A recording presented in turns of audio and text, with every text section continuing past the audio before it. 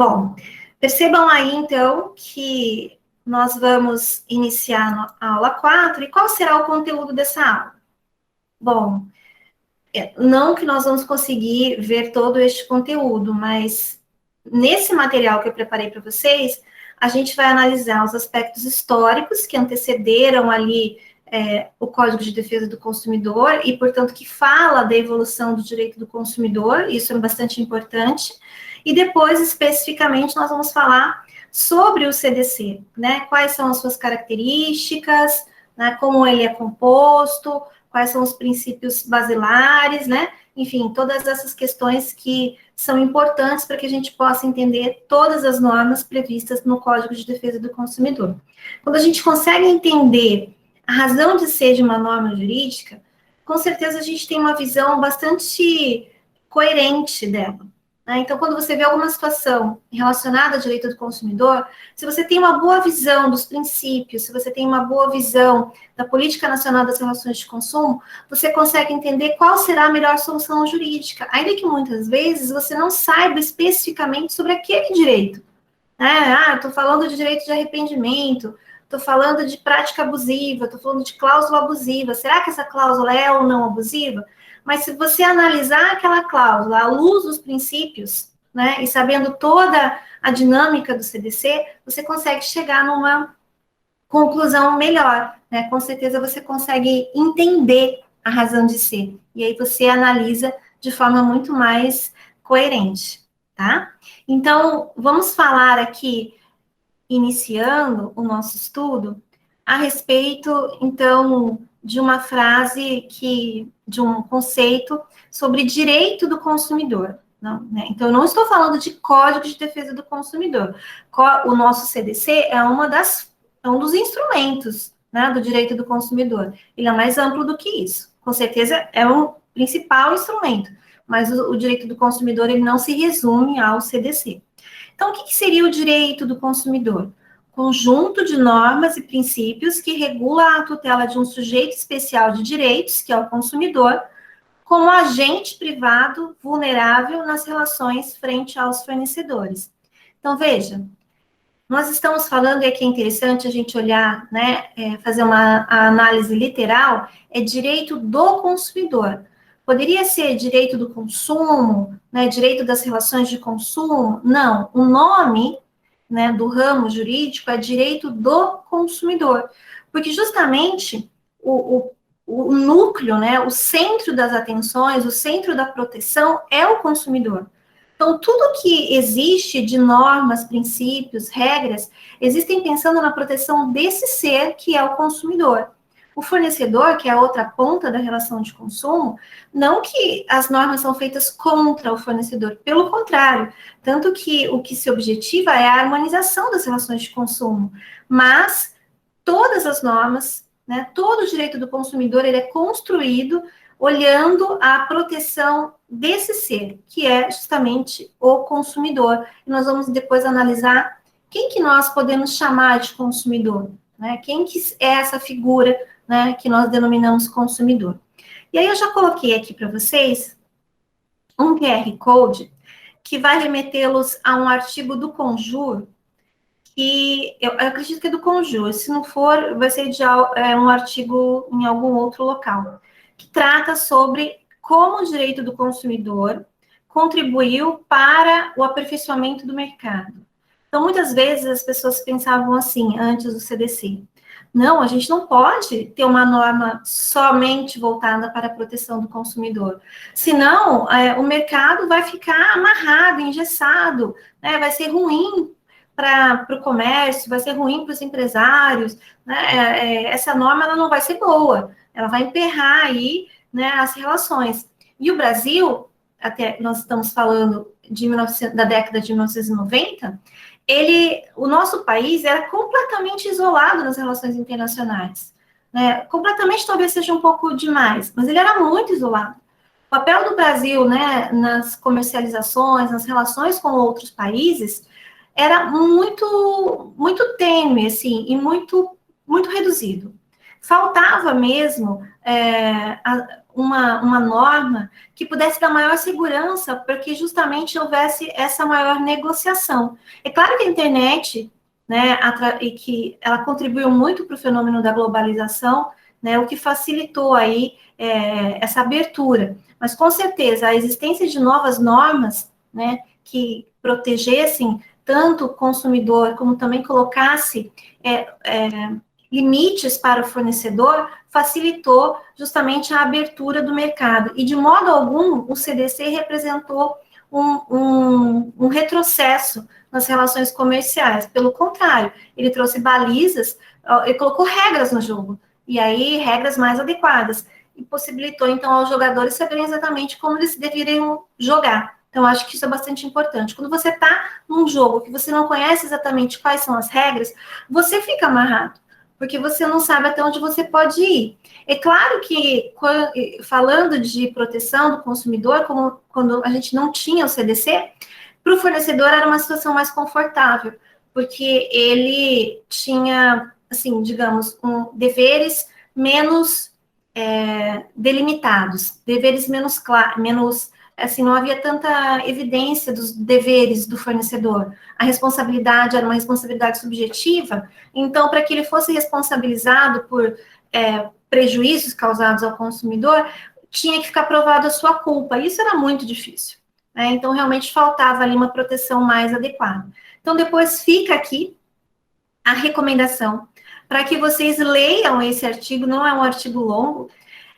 Tudo isso que eu vou colocando, pessoal, de sugestão de leitura, fica como matéria que vocês precisam ter acesso e precisam ler, tá? Porque depois a gente pode discutir ou, eventualmente, pode ser cobrado aí de vocês em alguma avaliação.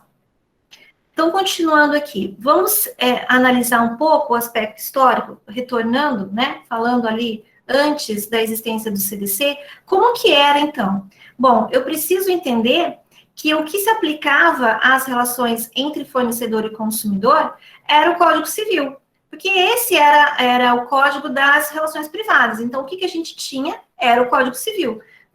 A relação entre consumidor e fornecedor, em sua grande parte, são relações de âmbito privado, né? Então, o que eu tinha? Eu tinha o Código Civil, com todas as características do Código Civil de 1916, né? Não estou falando do Código Civil de 2002, que tem uma roupagem bastante diferenciada. Estou falando do Código de 16, aquele código que teve forte influência, né, no Código de Napoleão, aonde existiam aquelas figuras do contratante, do pai de família, do testador. Então, eram sempre figuras, assim, digamos, masculinas. Quando eu falo masculinas, é porque eu estou falando no sentido de que era a figura do indivíduo, né? Era o contratante, o testador, o pai de família, né? Essas figuras eram o centro, o proprietário, né, do Código Civil. Então, todos os livros do Código Civil, eles buscavam a proteção dessas figuras,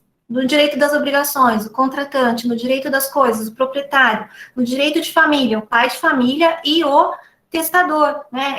Essas figuras. Então, realmente ficava muito aquém a proteção do consumidor. Não existia essa proteção a uma figura mais frágil, mais fraca, porque partia-se da premissa, que a gente já sabe que é uma premissa falsa, de que os partícipes da relação estavam em pé de igualdade, estavam em equilíbrio, quando na verdade a gente sabe que não, que havia ali uma grande discrepância, principalmente entre fornecedor e consumidor. A nossa cultura, como eu já falei, era uma cultura bastante individualista, né? Então, não se pensava no bem-estar da coletividade, seja coletividade de consumidores, seja coletividade de trabalhadores, seja coletividade da população, enquanto detentora do direito ao meio ambiente sadio e equilibrado, e por aí vai. Era uma cultura bastante individualista. E os dogmas, né, que estavam relacionados aí ao Código Civil de 16, a autonomia da vontade tinha um caráter quase absoluto, porque aquilo que as partes combinavam era praticamente lei entre as partes, deveria ser observado pelos contratantes. Então, havia pouca intervenção do Estado nas relações privadas. Com o decorrer, principalmente depois da segunda metade do século XX, é que começou a haver uma maior intervenção né, do Estado nas relações privadas. E aí várias leis, né, vieram justamente trazer isso. A CLT é um exemplo claro da intervenção do Estado nas relações privadas, né, e várias outras leis, né, a lei de locação também representa uma intervenção do Estado nas relações privadas, né, a lei do bem de família, né, representam justamente essa intervenção. E o dogma do Pacta Sunt Servanda, como eu já conversei com vocês, de que os pactos devem ser cumpridos. Então, tudo isso dificultava a proteção desse ser mais frágil, mais vulnerável, que era o consumidor. E como é que aconteceu, então, essa evolução das relações de consumo?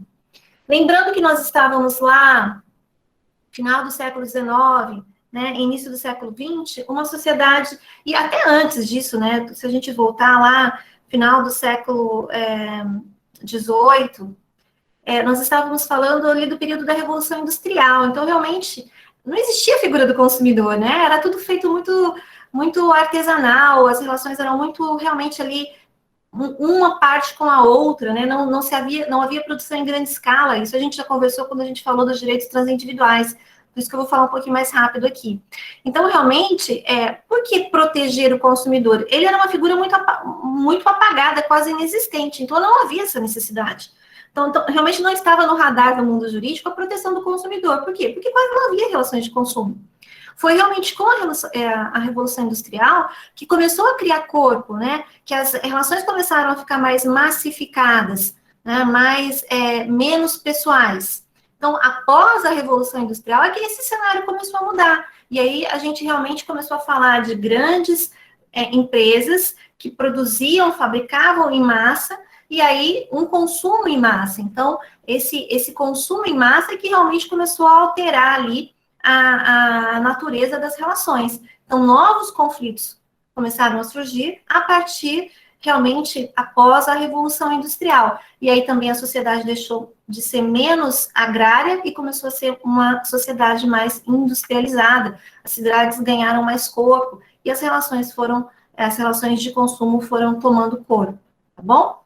Então, aí começou a se criar, junto com um modelo de produção em massa, também um modelo de contratação em massa, né? Então, os contratos de compra e venda, por exemplo, de um produto que era fabricado centenas, milhares de vezes, também eram contratos de massa. Então, houve uma estandardização, né, uma padronização, seja no processo de fabricação, seja no processo jurídico, né, de contratação, de compra e venda e por aí vai.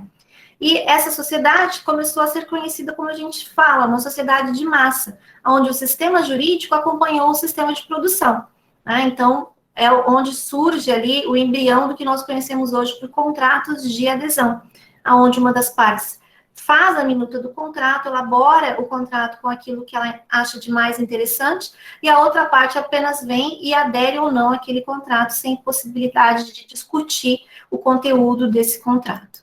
Certo? Então, quando a gente fala em marco inicial da proteção do consumidor, a gente acabou conversando sobre isso na segunda-feira, porque foi o Dia Mundial do Consumidor. Realmente foi o discurso do presidente John Kennedy na Assembleia das Nações Unidas, aonde ele estabeleceu os 4 direitos básicos dos consumidores, e aí depois, no final, falou, todos somos consumidores, né? E esses direitos básicos é o direito de ser ouvido e consultado, o direito a consumir produtos com segurança, produtos que não causem lesão à vida, à saúde, né, do consumidor, direito a ser adequadamente informado e o direito de escolha, tá bom? Então, no Brasil, a Lei 10.504 de 2002, existe uma lei que institui justamente o dia 15 de março como Dia Nacional do Consumidor. Então, além de ser o Dia Internacional, também é o Dia Nacional do Consumidor, por força dessa Lei 10.504 de 2002 aí,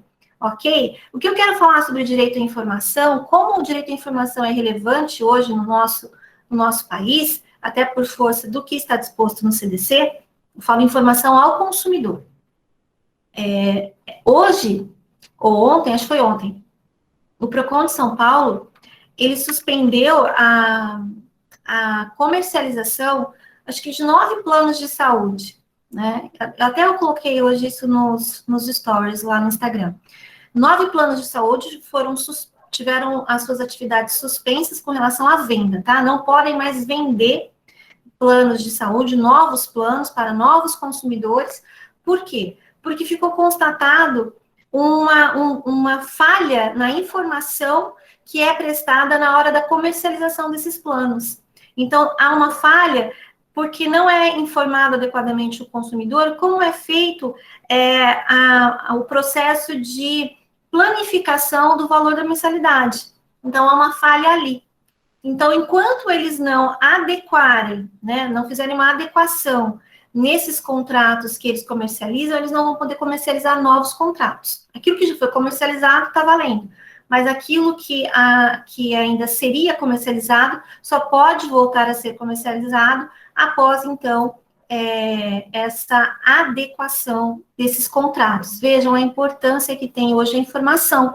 Então, a falta de informação adequada pode levar até mesmo à suspensão do oferecimento desse serviço, né? Porque é um serviço que se mostrou inadequado, justamente pela falta de informação clara e adequada ao consumidor, né? Então, veja como hoje a gente parece que a informação é algo que a gente sempre teve direito, e quando não, quando é algo que foi conquistado, principalmente após o Código de Defesa do Consumidor. A gente tem que lembrar que hoje nós temos esse CDC tão maravilhoso como é, ainda claro tem várias coisas para serem adequadas, mas é um código muito robusto, muito bem elaborado, mas tudo começou com a nossa Constituição de 1988. Por quê? Porque foi lá na Constituição, no artigo 5º, inciso 32, que dentre os direitos e garantias fundamentais está a defesa do consumidor. O Estado promoverá a defesa do consumidor. Então, esse direito fundamental previsto lá na nossa Constituição Federal é que foi a chama, né, propulsora do que nós temos hoje. Então, quando a gente fala dessa lei 8.078/90, ela é fruto desse artigo 5º, inciso 32.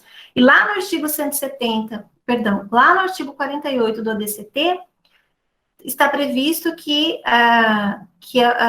o prazo de 120 dias para elaboração do Código de Defesa do Consumidor. E no artigo 170, que fala dos princípios gerais da atividade econômica, também está a defesa do consumidor e a livre concorrência. Eu estava assistindo uma palestra sobre a origem do CDC, as características do CDC, e um palestrante que participou de todo o processo de elaboração e votação do CDC, ele disse que quando o CDC foi ser votado, né, no Congresso Nacional, na Câmara dos Deputados e depois no Senado, teve uma situação assim bastante peculiar, porque é o seguinte: para você votar um código, você tem um processo de votação. Para você votar uma lei ordinária, é outro quórum. E aí, o CDC, ele é uma lei ordinária, a lei 8.078/90. E na hora que o presidente da mesa estava lendo, ele falou assim: então vamos agora pôr em votação o Código de Defesa do Consumidor. Aí um deputado falou assim: como assim código? É código ou é lei? Aí o presidente da mesa falou assim: espera só um pouquinho que eu vou consultar aqui o meu assessor. E o assessor, que era um assessor bastante antigo na casa, conhecia todo o regimento, ele sabia que se falasse código ia dar problema. E daí depois o presidente da mesa voltou e falou assim: olha, a gente vai votar o Código de Defesa do Consumidor, mas não é assim um código, é um código. Então ele falou assim, rapidamente, passou para frente, ele quis dizer assim: olha, fala código, mas não é código, é um código. E passou, e acho que o pessoal estava meio assim, e foi embora, e foi votado, e aí depois a lei ordinária 8.078, que introduziu o Código de Defesa do Consumidor. Então, assim, se talvez o código não fosse votado naquele dia, haveria muitos percalços, assim, muitos empecilhos para ele ser aprovado depois. Então, realmente foi a hora certa, foi o momento certo, e o bom é que ele passou, e hoje nós temos aí o CDC, graças a Deus, que protege o consumidor. Precisa ainda de outras proteções? Precisa, mas com certeza o CDC, ele, assim, vamos dizer, é um guarda-chuva bem grande para o consumidor. Significa que a vida do consumidor, tudo são flores? Claro que não, a gente sabe que não, todos os dias a gente vê aí direito dos consumidores sendo violados. Mas se não fosse o CDC, vocês pararam para analisar como que seria? Seria muito pior. Se com uma lei tão protetiva, que estabelece tantos direitos, tantos deveres para o fornecedor, a gente todos os dias vê notícias de situações que violam o direito do consumidor, todos os dias, né? A gente se depara com ofertas, se depara com situações que realmente denigrem, né, assim, a proteção do consumidor. Calculem se não houvesse essa lei que protegesse o consumidor. Como que seria, né? Seria muito pior. Então, realmente, a gente está numa situação ainda privilegiada. Como foi, então, o surgimento do CDC? Ele entrou em vigência em 11 de setembro de 1990, que foi realmente a data em que ele foi publicado, mas ele entrou em vigor só em 11 de março de 1991. Então, realmente, ele passou a ser obrigatório, né, a sua observância, em 11 de março de 1991. Por isso que a gente comemora 30 anos do CDC, que a gente comemorou agora no dia 11 de março.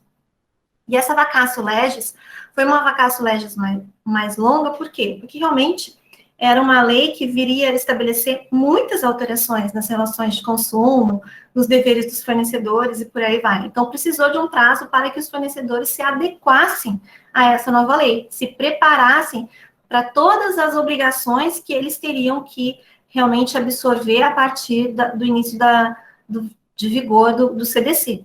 Se vocês acompanham ou acompanharam algumas discussões relacionadas à Lei Geral de Proteção de Dados, a LGPD, vocês chegaram a acompanhar alguma notícia falando sobre a entrada em vigor da LGPD? Vai entrar em vigor, não vai? Aí vem uma MP e virou aquela bagunça? Vocês chegaram a acompanhar alguma coisa disso ou não? Vocês realmente só foram se dar conta da LGPD quando ela entrou em vigor o ano passado?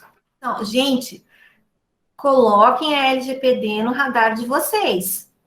Vocês que estão saindo da faculdade. Muitos profissionais que estão se especializando na LGPD, porque realmente toda empresa precisa se adequar à LGPD. Não só a empresa, como poder público, qualquer empresa, seja ela pública, seja ela privada, que trabalha com captação de dados, né, com informações, que capta essa informação, que trata essa informação, seja ela qual for, de pessoa física, precisa se adequar à LGPD.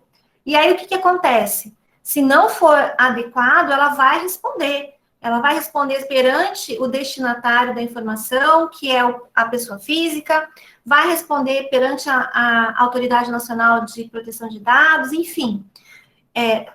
Toda empresa precisa ter uma pessoa responsável para fazer esse acompanhamento dos dados.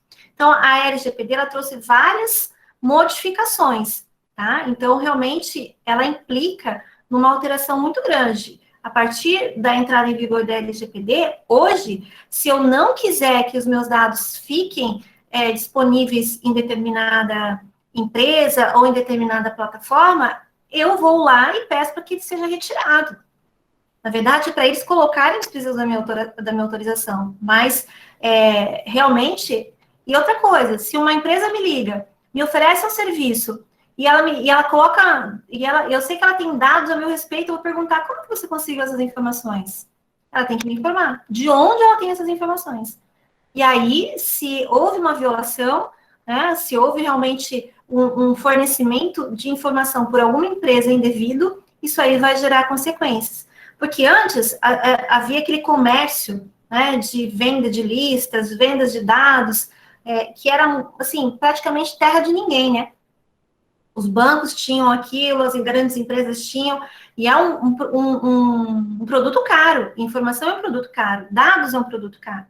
E aí, como não havia uma proteção muito incisiva, então a gente às vezes recebia ofertas, recebia de produtos, de serviços, você está ali navegando no seu Facebook e começa a aparecer ofertas de produtos que você acabou de navegar numa página e já começa a aparecer ali para você, que é aquele aplicativo bobinho que o ano passado, retrasado, como que era o nome? Eu não me lembro o nome daquele aplicativo que você colocava lá como você iria ficar quando você ficasse velho. Alguém lembra o nome desse aplicativo? Que você colocava lá uma foto sua e depois mostrava como você... Face App. Isso, Ana. O Face App, gente, depois ficou demonstrado. Ele foi o maior furtador de dados Sim, dos últimos tempos. Por quê? Porque ele, na verdade, você colocava ali suas informações, sua foto, e ele recolhia esses dados, né, em troca de te deixar, né, naquela aparência de como você ficaria, ele recolhia esses dados e aí ele fez horrores, né, com os dados dos usuários. E todos os dias a gente vê notícias de dados que são vazados, o Facebook já vazou dados, né, o Instagram já vazou dados, enfim, a Receita Federal já vazou dados, são milhões de dados, né, de usuários que têm seus dados vazados. E aí, hoje, essa semana, eu vi uma questão bastante importante, que a Via Varejo, ela reúne o Ponto Frio, Casas Bahia, ela reúne, acho que são 3 ou 4 grandes empreendedores, não sei se lojas americanas, Magazine Luiza também, isso. Eles têm no site deles já um local, eu até depois eu vou ver se acho, se alguém achar aí pode colocar aqui, se já entrou, um local aonde o consumidor tem o direito de saber, primeiro, que informações a meu respeito vocês têm. Então você coloca lá seu nome e eles vão te falar quais são as informações que ele tem a seu respeito. E se você quer ou não que essas informações continuem com eles. Eles não estão sendo bonzinhos ali. Ah, que legal, eles estão ali. Não, eles estão cumprindo a lei. Então, depois, se vocês quiserem, deem uma olhada, tá? Entrem ali e verifiquem. Entra no Ponto Frio, entra na Casas Bahia e vão olhar que eles já têm um local ali onde você descobre se ele tem informações a seu respeito e quais são essas informações e se você quer que essas informações permaneçam ali ou não. Então, é algo justamente tudo reflexo da Lei Geral de Proteção de Dados, que também acaba sendo uma lei que veio para melhorar ali a proteção do consumidor, embora ela não exista só para proteger o consumidor, que isso fique bem claro, certo? Bom, então voltando aqui ao que a gente estava conversando, nos Estados Unidos, só para vocês terem uma ideia, a primeira lei de proteção do consumidor, claro que é uma lei bastante específica, é conhecida como a Lei Sherman ou Lei Antitrust, que ela existia para impedir que as indústrias se unissem para dominar os preços do mercado, aqueles cartéis que a gente conhece. Essa lei Sherman era de 1890. Então, a primeira lei de proteção do consumidor nos Estados Unidos, ela existia exatamente há 100 anos antes do nosso CDC. Então, realmente, foi uma proteção tardia para o consumidor? Foi.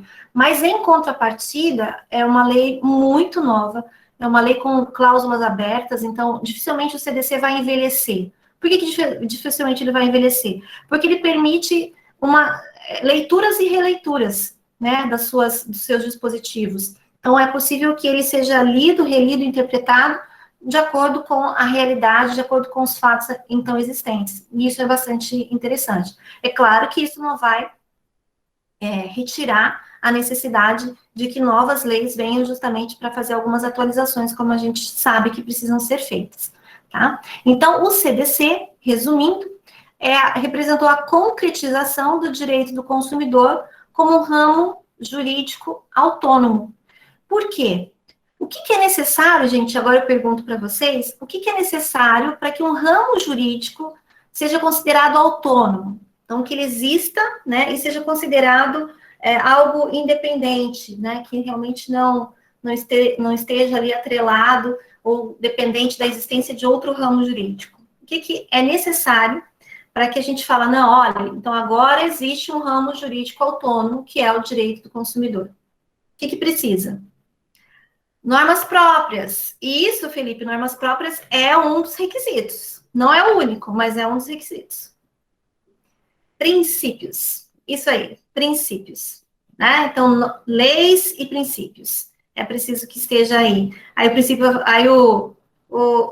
não, pode participar mais. Aí o Felipe vai falar assim para mim, mas Valéria, quando a gente fala normas, eu estou querendo dizer regras e princípios. Não é isso, Felipe, que você ia falar para mim? Tá bom, mas eu queria deixar bem claro que quando eu estou falando de um novo ramo jurídico, eu tenho que ter leis, né, e princípios. Ok? Bom, então agora vamos falar, né, já chegamos até a entrada em vigor do Código de Defesa do Consumidor, aqui nós estamos então em 1991. Então, em 1991, o que aconteceu? entrou no nosso ordenamento jurídico, quer dizer, passou a ser obrigatório, porque já tinha entrado em 1990, o Código de Defesa do Consumidor. E aí, a questão era saber o que é essa lei, né? Quais são as suas características, o que ela trouxe de diferente. Então, acho que uma das principais características do CDC é ele vir para proteger o consumidor, mas para ele vir proteger não só o consumidor individual, não só o indivíduo consumidor, mas a coletividade de consumidores. Tá? E quando eu falo em coletividade, não porque ele vai representar uma somatória de proteção individual, não, porque ele tem a capacidade de proteger a coletividade de uma forma bastante eficiente. Então, ele tem essa aptidão, ele tem essa possibilidade. A tutela do consumidor, ele se dá de forma individual e coletiva no CDC. E essa forma coletiva, ela veio de várias formas no CDC. Ela veio lá no artigo 2º, quando, parágrafo único, quando ele equipara a consumidor toda a coletividade de consumidores, no parágrafo único do artigo 2º. Lá no artigo 17, quando o consumidor pode ser equiparado a todas as vítimas do evento danoso, então são equiparados a consumidores todas as vítimas de um evento danoso. Então, se for ali uma coletividade de vítimas, eu posso equiparar consumidores para incidir o CDC. E no artigo 29, quando se equipara a consumidores, todas as pessoas, ainda que indetermináveis, estejam expostas a práticas comerciais abusivas ou a contratos de consumo. Então, veja como é uma proteção bastante abstrata e bastante ampla, né? E lá no artigo 81, parágrafo único, quando ele vem falando que a defesa do consumidor em juízo pode se dar de forma individual ou forma coletiva, ele vem e conceitua, então, né, os interesses difusos, coletivos e individuais homogêneos.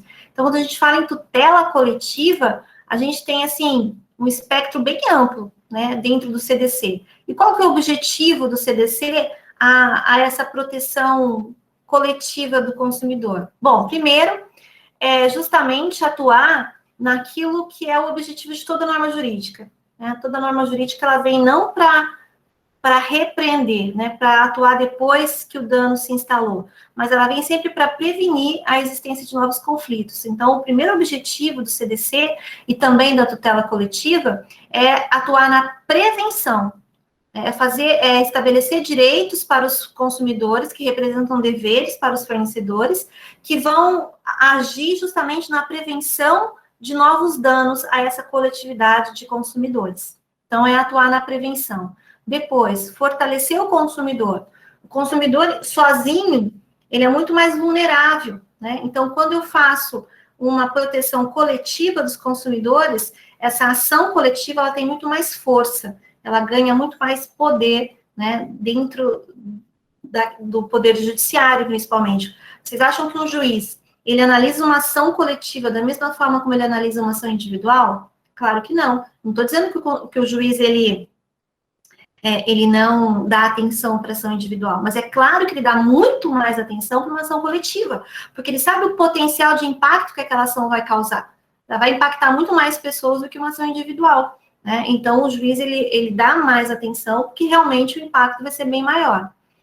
E também, a tutela coletiva, ela pode funcionar como um instrumento de mediação de conflitos. Por quê? Ora, porque se o fornecedor sabe que existe uma ação coletiva, né, que pode representar uma alteração no seu modus operandi, a possibilidade dele negociar, né, dele entrar em negociação, dele entrar em conciliação, é muito maior do que uma ação individual. Uma ação individual, normalmente, ele vem, oferece um valor, mas ele não vai mudar o seu modus operandi, ele não vai mudar a conduta da sua empresa por conta de uma ação individual, enquanto que numa ação coletiva pode. Né? Isso representa um potencial maior. Porque existe uma coisa, gente, que nós chamamos de dano eficiente. O que é o dano eficiente? Se uma empresa ela tem determinado comportamento para com os seus consumidores, vamos imaginar algo que, enfim, eu vou dar um exemplo que a gente até já conversou esses dias, que foi justamente a conduta da Apple de não fornecer mais carregadores nos iPhones que ela comercializa. Ela prefere continuar com essa conduta porque eventuais consumidores que entrem individualmente postulando o direito de receber os carregadores ou ter uma reparação material, porque isso é uma venda casada, né? Porque, pelo amor de Deus, né? Como é que você vai colocar o seu iPhone para carregar a bateria se você não tem o carregador? Então, isso representaria uma venda casada e tudo mais. Então, ela prefere continuar vendendo os iPhones sem o carregador, porque é mais eficiente para ela, é mais vantajoso. Eventuais ações individuais, ela vai, e se ela for perdedora nessas ações, ela vai reparando individualmente. Agora, uma ação coletiva, uma atuação coletiva, seja de um órgão administrativo ou do Poder Judiciário, vai ter uma repercussão muito maior. Né? Então, uma ação civil coletiva que obrigue a Apple a fornecer carregadores para todos os consumidores de iPhone, que compraram iPhone e não receberam, tem um impacto muito maior, com certeza. A Samsung aderiu, né, Beatriz? Eu tinha lido que ela estava pensando em aderir, não tinha visto que ela tinha aderido já. É claro. Ora, ela vê o concorrente dela vendendo o mesmo produto pelo mesmo preço, sem um acessório importantíssimo que é o carregador. O que ela vai fazer? A mesma coisa, porque senão ela não tem concorrência, né? Ela não vai concorrer de igual. E se ela vê que não está tendo nenhuma repercussão, né? Então, realmente, no âmbito coletivo, existe uma crítica muito grande para os órgãos de proteção do consumidor, e aqui eu estou falando principalmente da Secretaria Nacional de Defesa do Consumidor, que está, assim, muito silente, né, muito quieta. Já foi, assim, ela já foi consultada, ela já foi instigada a se manifestar, e até agora ela não se manifestou. Inclusive, essa é uma crítica a essa nova composição da Senacom, que tem se mostrado bastante, digamos assim, silente aos interesses dos consumidores e bastante conivente com os interesses dos fornecedores, né? Então, realmente, a tutela coletiva, ela vai impactar de forma muito mais eficaz, né? Então, ela tem o poder de modificar a conduta de um fornecedor. Já a tutela individual, não. Ele prefere continuar tendo o mesmo comportamento e, em eventuais ações, ele vai reparando naquilo que ele foi condenado ou não. Porque aí a gente sabe que um juiz aqui no Paraná vai condenar a Apple a pagar fornecer o carregador. Um juiz lá do Mato Grosso do Sul vai dizer que não. Um juiz lá de Minas, até formar um entendimento ali, né, de forma mais pacificada, isso vai demorar muito tempo e ela vai ganhar muito dinheiro com isso. Olha, gente, só para vocês terem uma ideia de como realmente o Poder Judiciário, claro, são formados por pessoas, é formado por pessoas, e aquilo que a gente acha, tem uma questão que é somulada, que é a questão da inscrição indevida. Sempre que a inscrição for indevida do consumidor no banco de dados de devedores, inadimplentes, o dano moral ele é presumido, ele é considerado em re ipsa. E ontem, um professor de Minas, num grupo de WhatsApp que eu participo, de professores de direito do consumidor, ele juntou uma decisão de um juiz de Minas de ontem, aonde ele não condenou o fornecedor que não condenou a empresa que inscreveu indevidamente o consumidor no banco de dados ao pagamento de danos morais, porque o consumidor não provou esses danos morais, não ficou provado esse prejuízo. Não houve dano à personalidade do consumidor no processo. Mas não precisa ter essa comprovação, porque o dano moral é presumido. Mas esse juiz entendeu que não é presumido, que ele precisaria provar ali o dano existencial e não condenou aos danos morais. Veja, um entendimento que está sumulado. Ah, Valéria, mas essa decisão vai ser modificada. Vai, claro que vai, mas não precisava passar por isso. Né? Ele já podia ter esse direito, né? Agora ele vai ter que recorrer para que essa decisão seja reformada. Então, isso é mais tempo, né? É ali mais dispêndio de valores e tudo mais. Veja, uma situação que a princípio não tinha nenhum segredo, mas já decidiu de forma diferenciada. Então, a gente realmente, por mais que a gente caminhe para frente, sempre tem uns passinhos para trás. E aí, falando novamente, que lembrando que o CDC, isso eu já falei com vocês, e a Lei da Ação Civil Pública, eles formam um sistema integrado e harmonioso da tutela dos interesses transindividuais, né? Então, porque ambos falam justamente desses temas. E aí, então, vamos falar agora a respeito das características do Código de Defesa do Consumidor. Quais são as principais características do CDC? A primeira característica importante é considerar o CDC uma lei principiológica. Qual é o efeito disso? Considerar uma lei como sendo uma lei principiológica. Gente, ela é uma lei, se a gente visse o sistema jurídico como uma esfera, como um globo, tá? Vou pegar esse globo aqui, tá bom? E a gente fizer, isso aqui fosse o nosso ordenamento jurídico, né? Se a gente fizesse, olha, ele é essa esfera. E a gente fizesse um corte transversal aqui, nesse globo, e abrisse, né? Então, ele ia ficar cortado.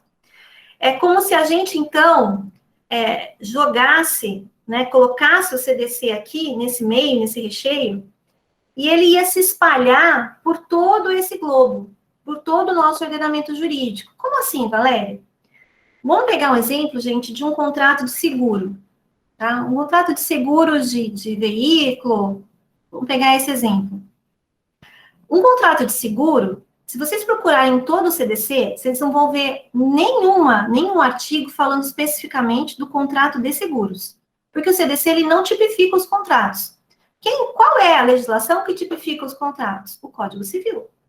Então, o contrato de seguro é um contrato que ele é regido pelo Código Civil, pelas normas da SUSEP, né? Pelo Código de Defesa do Consumidor e várias outras. Mas, se houver conflito entre algum dispositivo do Código Civil ou alguma outra norma com o Código de Defesa do Consumidor, por ser uma lei principiológica, ele se estabelece entre as outras leis e prevalece sobre elas. Ele só não vai prevalecer em relação à Constituição Federal. Mas em relação às outras normas, o CDC prevalece. Então, veja, o contrato de seguro, que é um exemplo que eu falei para vocês, ele vai, naquilo que outras normas do Código Civil ou de outros instrumentos legais colidirem com o CDC, prevalece o CDC, porque ele é principiológico, é uma lei principiológica. Então, a gente entende que é uma lei que fixa os princípios fundamentais das relações jurídicas de consumo em geral. Formalmente, ela é uma lei ordinária, mas substancialmente ela é considerada uma lei principiológica. Olha aqui, eu trouxe para vocês verem justamente isso.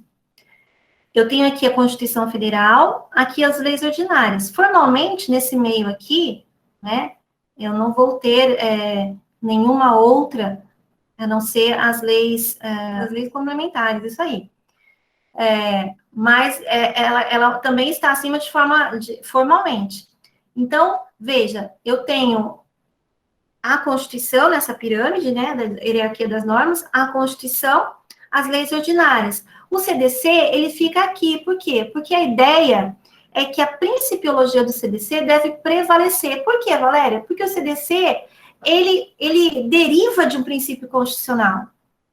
Toda a existência do CDC surgiu a partir daquilo que está lá no artigo 5º, inciso 32, que o Estado promoverá a defesa do consumidor. Então, é um fundamento constitucional. Então, esse fundamento constitucional, ele autoriza justamente essa posição do CDC como uma lei principiológica. Teoricamente, a gente pode entender o seguinte, que se a gente tem um conflito entre dois diplomas legais, prevalece o CDC. Ok, toda a doutrina fala isso. Toda a doutrina fala isso. Fica bonito. Fica bonito porque a ideia é essa mesma. Mas, na prática, a gente sabe que isso muitas vezes não acontece. E um exemplo, assim, maior que a gente tem, acho que essa foi a maior derrota para o CDC, né, justamente nessa ideia de que existe uma supremacia em relação às outras normas, é com relação à questão do extravio de bagagens em voos internacionais. Entre a questão da discussão, né, dos diplomas legais, que eu estou falando de convenções internacionais, mas o que aconteceu? Chegou até o STF essa discussão. Se, no caso de extravio de bagagens em viagens internacionais, eu estou falando de viagens internacionais, se deveria prevalecer para a questão de reparação, de indenização? O CDC ou as convenções internacionais, a Convenção de Montreal, a Convenção de Varsóvia. Qual que era a diferença de prevalecer o CDC ou prevalecer as convenções? O CDC, ele estabelece como direito básico do consumidor o direito à reparação integral dos danos. Então, se houvesse um extravio de bagagem, o consumidor tem o direito à reparação integral, ao valor da reparação integral, efetivamente o prejuízo que ele sofreu. E para as convenções, existe uma tarifação, existe um limite, que hoje está em torno de 5 mil e poucos reais. Então, o valor para extravio de bagagens é aquele. Não importa se dentro da bagagem tinha um valor superior, a tarifação é aquela e pronto. Então, havendo o conflito entre esses dois diplomas legais, né, que era justamente sobre isso que tratava o caso. O CDC, como eu já disse, garante o direito à reparação integral, e nas convenções de Montreal e de Varsóvia havia ali justamente a limitação ao valor da indenização, que a gente chama de indenização tarifada, né? E qual que deveria prevalecer? Essa era a grande discussão. E aí o STF entendeu que deveria ser aplicado ao caso as convenções, porque o artigo 178 da nossa Constituição Federal estabelece o seguinte: vocês não estão, se vocês quiserem abrir ali, eu estou com o artigo aberto, mas não está aparecendo para vocês. Mas a lei disporá sobre a ordenação dos transportes aéreo, aquático e terrestre, devendo, quanto à ordenação do transporte internacional, observar os acordos firmados pela União, atendido o princípio da reciprocidade. Tá? Então, os acordos firmados pela União, atendidos o princípio da reciprocidade. Dentro da ideia de lei principiológica que eu falei para vocês, esse princípio da reciprocidade e esses princípios esses acordos internacionais, eles não deveriam prevalecer sobre o CDC, porque o CDC é uma norma principiológica. Então, naquilo que esses acordos conflitassem com o CDC, prevalece o CDC. O CDC estabelece reparação integral, acordo, indenização tarifada. Então, deveria prevalecer o CDC. O STF falou não. Nesse caso, vão prevalecer os tratados internacionais. E aí, a indenização passou a ser uma indenização tarifada. Ainda que o prejuízo fosse maior, prevalece aquilo. Foi uma grande derrota para os consumidores, para o Código de Defesa do Consumidor. Isso aconteceu, gente, em 2017. Esse acórdão, com essa decisão, ele é de 2017. Então, de lá para cá, a reparação aos danos materiais devem obedecer à limitação tarifada que está estabelecida lá na Convenção de Montreal.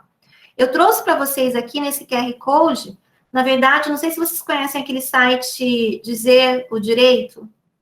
Vocês conhecem Dizer o Direito? Acho que é bem isso, Dizer o Direito. Eu não sou muito boa para lembrar nome. Eu gosto muito dele, não é o buscador, tá? Não é o buscador, é aquele outro site, que é o Dizer o Direito, aonde ele faz, tipo assim, um resumo do assunto. E eu acho que ele faz com bastante cuidado, né, com bastante atenção. E o Dizer o Direito, com relação ao extravio de bagagens, eu resolvi colocar ele aqui para vocês, porque eu achei bem interessante. Ele fez, assim, uma colocação bastante... Ele trouxe os dois entendimentos, ficou bastante didático. Então, por isso que eu coloquei aqui esse conteúdo para vocês, porque eu achei bem interessante. Então, veja, só que olha o pulo do gato que eu achei legal, porque nesse acórdão o STF entendeu ele apenas estava analisando os danos materiais. Então, os danos materiais vão obedecer à tarifação, à indenização tarifada, mas não falou nada de danos morais. Então, com relação aos danos morais, ele não se manifestou. E aí ficou uma brecha para que o consumidor ele pudesse pleitear a indenização por danos morais, além daquilo que está previsto nas convenções, porque esse acordo não tratou de dano moral. Então, com relação ao dano moral por extravio de bagagem, não há tarifação. Ainda prevalece o CDC, ou seja, o direito à reparação integral, né, daquilo que efetivamente, no caso concreto, ficar estabelecido que foi o dano à personalidade do consumidor. Pensa um consumidor que teve sua bagagem sua bagagem extraviada no voo internacional, onde ele ficou sem nenhuma outra roupa, né? Ele saiu do calor, chegou lá, era frio, e ele estava sem roupa. A companhia aérea não lhe deu nenhum suporte nesse sentido. Ele ia participar de um evento, não tinha roupa adequada. Então, isso não gera só um mero aborrecimento, isso gera realmente uma lesão, né? Um dano maior, né? Então, por isso que a gente fala de dano moral, sem contar também na questão da possibilidade do desvio produtivo, né? Do tempo que ele acabou perdendo ali numa viagem que muitas vezes é tão cara, já tem tudo ali normalmente os prazos, né? O período ali da viagem, tudo que é aquilo que ele iria fazer, e ele tem que perder tempo para ir comprar roupa, comprar isso, comprar aquilo, para objetos pessoais, porque a bagagem dele foi extraviada. Então, isso não é mero aborrecimento, isso é dano moral mesmo. Então, com relação ao dano moral, não há limitação, mas há a limitação dos nossos juízes, que têm a maior dificuldade do mundo para conceder danos morais aos consumidores, porque eles morrem de medo disso representar um enriquecimento sem causa do consumidor. Mas tudo bem. Tá bom, gente? Então, ficou claro com relação a isso? Bom, continuando aqui, uma outra característica do CDC é ele ser considerado um microsistema jurídico. Quando a gente fala em microsistema, a gente está falando de uma lei, de uma norma, que ela reúne no seu conteúdo normas de diferentes naturezas. Por exemplo, o José falou aqui que no CDC a gente tem normas de natureza material e natureza processual, e tem mesmo. Do artigo 81 para frente, a gente só está falando de normas de natureza processual. Mas, além de normas de natureza processual, a gente tem normas de direito penal, a gente tem normas de direito administrativo no CDC, quando fala das sanções administrativas, das sanções penais. Então, nós temos a parte, né, de direito material, que são normas de natureza civil. Então, o CDC, ele é um microsistema jurídico. Por quê? Porque ele reúne normas de variadas, né, naturezas. Então, realmente, ele é considerado isso. Ele acaba ocupando vários espaços. E além também de suas normas serem consideradas normas de ordem pública e interesse social. Ô Niara, você pode, por gentileza, ler o artigo 1º para a gente do Código de Defesa do Consumidor? Artigo 1º. O presente Código estabelece normas de proteção e defesa do consumidor, da ordem pública e interesse social, nos termos do artigo 5º, inciso 32? Isso. Artigo 170, inciso 5º da Constituição Federal e artigo 48 de suas disposições transitórias. Então, veja como o artigo 1º, ele deixa bem claro, primeiro, qual é a natureza das normas do CDC. Normas de ordem pública e interesse social. Né? Nos termos, aí ele vem falando, olha, do artigo 5º, inciso 32, do artigo 170, inciso 6º, né, e do artigo 48 do ADCT. Então, deixa já bem claro. Mas o que eu quero agora é justamente o que significa quando a gente fala assim que uma norma é de ordem pública e interesse social. Fica bonito a gente ler, né, que é a norma de ordem pública e interesse social, mas na prática isso implica o quê? Qual é o efeito, né, qual é a consequência eu dizer que uma norma é de ordem pública e interesse social? É isso que eu acho que é importante a gente discutir. Então, se eu perguntar para vocês, qual é a eficácia de uma norma de ordem pública? O que ela diferencia de uma norma que não seja de ordem pública? Então, eu acho que esse é o grande lance, né? Essa a grande questão da gente saber por que é diferente falar que uma norma é de ordem pública de uma norma que não é. Né? Então, quando a gente fala no Código Civil, a maioria das normas ali, dos artigos, não são de ordem pública. Tem algumas, pouquíssimas, que são. Mas no CDC, todas as normas são de ordem pública, todas. Né? O legislador já quis deixar bem claro. O que significa a gente falar que uma norma é de ordem pública? Ah, Valéria, significa que ela tem natureza cogente. Ok. E o que significa dizer que a norma tem natureza cogente? Né? Qual que é, na prática, né, eu falar, essa norma é de ordem pública e, portanto, tem natureza cogente? Isso aí, Marcos. A observância é obrigatória. Veja, a Niara disse assim, que este código estabelece normas de proteção e defesa do consumidor. Proteção e defesa do consumidor, normas de ordem pública e interesse social. Aí, o Marcos veio e falou assim, que normas cogentes ou de ordem pública são normas de observância obrigatória. O Felipe falou outra coisa bem interessante, que não pode ser afastada pela vontade das partes ou pela autonomia da vontade. E o Ender veio e falou assim, são as de convivência social, interferem na vida de incontáveis indivíduos. Perfeito. Quando eu falo que é de interesse social, quando, né, o artigo 1º de fala, é exatamente isso.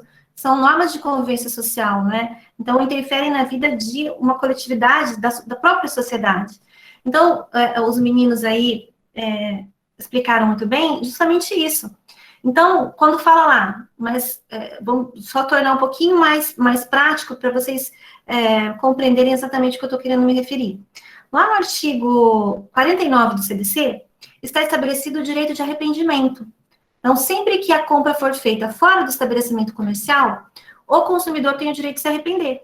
Né? A gente até já falou isso em algumas aulas passadas.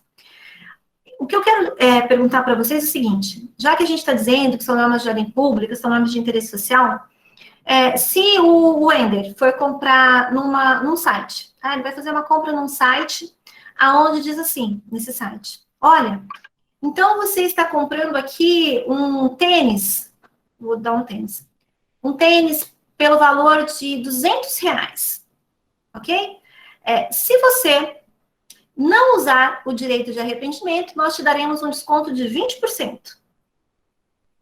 E aí o Wender concorda. Ah, beleza, então eu vou querer esse desconto de 20% aí e não vou usar o direito de arrependimento.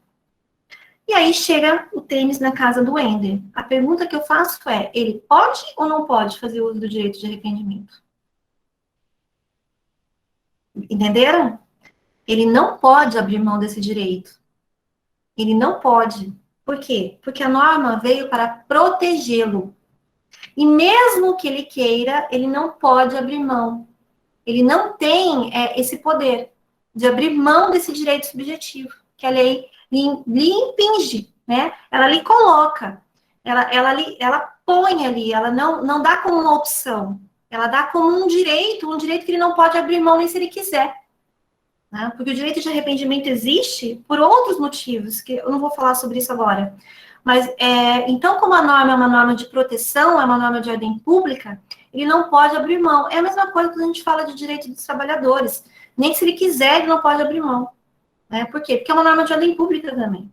Então, quando eu falo em proteção do consumidor, se numa cláusula contratual ele aceita, ele assina um contrato em que tem cláusulas contratuais que retiram direitos desse consumidor, que diminuem a responsabilidade do fornecedor, ainda que ele tenha assinado, ainda que ele tenha concordado, não prevalece. Não prevalece justamente pelo que está previsto ali no artigo 1º do Código de Defesa do Consumidor. Ficou claro isso, gente? Aí muitos podem falar assim, mas não é justo, Valéria, porque ele quis um benefício. Ele quis o benefício do 20%, né? E por conta disso ele abriu mão. Mas o fornecedor ele não poderia ter condicionado o desconto à perda desse direito. Porque esse direito não tá em discussão. Não pode ser negociado. Nem se o consumidor quiser. E aí, só para a gente continuar nessa discussão. E aí, então, eu vou perguntar para vocês o seguinte, tá bom, então, já que o Wender vai poder continuar exercendo o direito de arrependimento, mesmo ele tendo aberto mão em razão do desconto, e aí, ele vai ter que devolver o desconto ou não? O que vocês acham? Exatamente. Pessoal, na verdade, o fornecedor ele não pode agora querer se beneficiar de uma conduta que ele estava violando a própria norma, né? Então, assim, não pode agora querer se beneficiar disso. Ninguém pode se beneficiar da própria torpeza, né? É uma prática abusiva, era uma cláusula, né? Então, não pode mesmo. O Marcos, embora não concorde, né? Na verdade, ele não vai funcionar mais ou menos como uma sanção para o fornecedor. Uma sanção perante o consumidor, tá? Porque uma sanção administrativa, ele vai continuar respondendo, porque cabe sanções administrativas justamente por essa prática abusiva aí, tá? mas realmente ele não é obrigado a devolver o desconto, certo? Eu coloquei ele para vocês, não sei se vocês já ouviram falar desse livro, A Era dos Direitos, do Norberto Bobbio. Vocês já ouviram falar do Norberto Bobbio? Ou pelo menos do livro A Era dos Direitos? Eu só coloquei aqui para fazer uma pequena observação para vocês. Quando eu falo microsistema jurídico, porque ele encerra vários normas de variadas naturezas. O Norberto Bobbio, ele escreveu esse livro e ele fala, o tema central é justamente a especificação, né, dos direitos, né, que nós estávamos vivendo a era das especificidades. Então, que saía daquele grande campo, por exemplo, do direito privado, do direito público, e os direitos começavam a ter as suas especificidades. Como na medicina, né? Tem lá as suas especialidades, no direito também.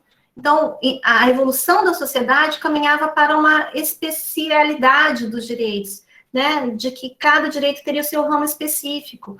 E que o microsistema jurídico, ele acaba encerrando dentro de uma norma só várias especificidades, né? Então, esse livro é só apenas para fazer menção que aquilo que Bobbio já dizia lá atrás acabou realmente se tornando realidade.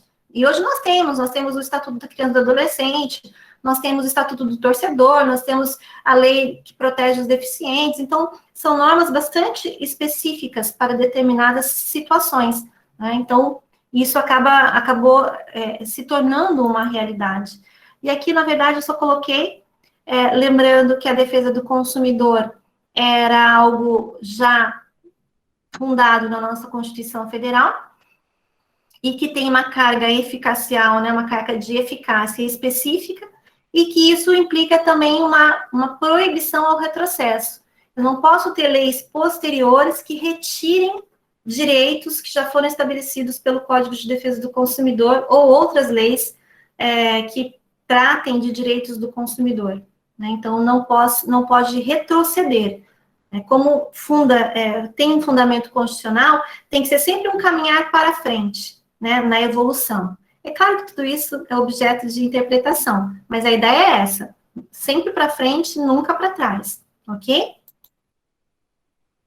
Bom, com relação aos princípios, gente, eu acho que eu vou fazer o seguinte, eu vou comentar aqui a respeito desse princípio da vulnerabilidade, e aí depois na verdade, acho que eu vou parar por aqui mesmo, porque esse princípio da vulnerabilidade, ele vai demandar um pouco mais de explicação. Eu só vou falar aqui a respeito da importância dos princípios, mas não vou entrar no estudo desses princípios, né? Porque isso a gente vai deixar para a próxima aula, para não ficar muito cansativo, eu reconheço que fica, tá?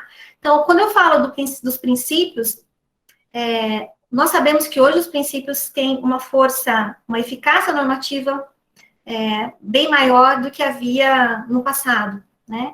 Então, o nosso direito, ele caminhou para essas cláusulas gerais, para essas normas, cláusulas abertas, e justamente para essa carga eficacial maior dos princípios, uma carga normativa. Então, hoje, o juiz, ele pode fundamentar a sua decisão em princípios, claro que não somente em princípios, mas ele pode ter essa posição, esse pensamento. Então, interpretar corretamente os princípios é entender a razão de ser de uma norma.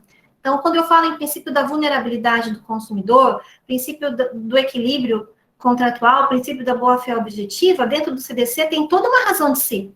Então, eu sempre vou ter que interpretar tudo que está ali no CDC sob o prisma desses princípios. É como se eles fossem realmente um filtro, né? Qual é a filtragem que eu vou dar para interpretar o conceito de consumidor? Qual é a filtragem que eu vou dar para interpretar se uma cláusula ela é abusiva ou não? Qual é a filtragem que eu vou dar para interpretar se uma situação configura ou não um fato do produto ou um fato do serviço? Eu vou filtrar todas essas regras pelo prisma dos princípios. Então, sabendo que o CDC se funda no princípio da vulnerabilidade do consumidor, então eu vou dar a interpretação de acordo com esse princípio. Que o CDC ele se funda no princípio da boa-fé objetiva, então essa filtragem, então todas essas outras regras têm que passar por esse filtro. Eu nunca posso descuidar de que o consumidor é a parte vulnerável. O que implica essa vulnerabilidade?